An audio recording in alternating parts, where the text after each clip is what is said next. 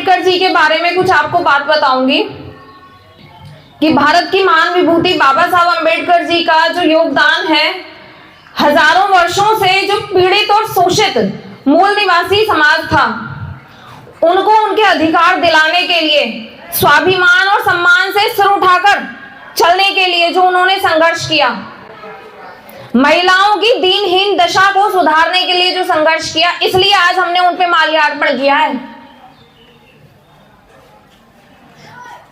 और इसके अलावा भी लड़कियों के लिए, महिलाओं के लिए, बच्चों के लिए, मजदूरों के लिए, हर वर्ग के लिए उन्होंने जितना भी योगदान दिया वो अभूतपूर्व है, अद्भुत। इसलिए माल्यार्पण के ये हकदार हैं, इसलिए हम सब इकट्ठा हुए हैं इन्हें याद करने के लिए।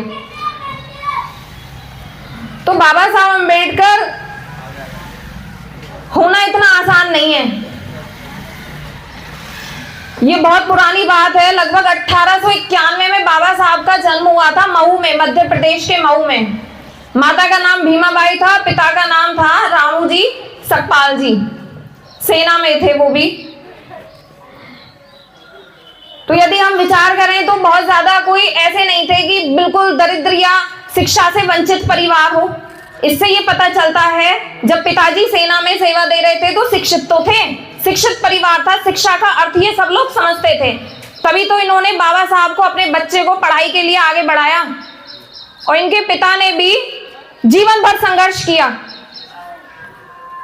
तो जिस दिन हर घर में हर औरत माता भीमाबाई होगी और पिता रामोजी सकपाल होंगे, तो हर घर में बाबा साहब अंबेडकर जैसा पुत्र पैदा होगा।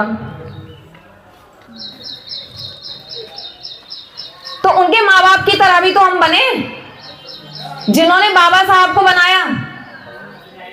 ऐसा आचरण तो करें, ऐसा व्यवहार तो करें, ऐसा घर तो बनाए जैसे बाबा साहब का घर का वातावरण था।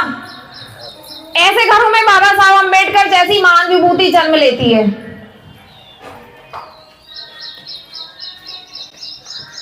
जिस समय बाबा साहब अंबेडकर के समय की मैं बात कर रही हूं, महाराष्ट्र में इतना छुआछूत, ऊंच नीच भेदभाव को इन्होंने फेस किया, उसके लिए इन्होंने लड़ाई लड़ी थी, हम सबके लिए।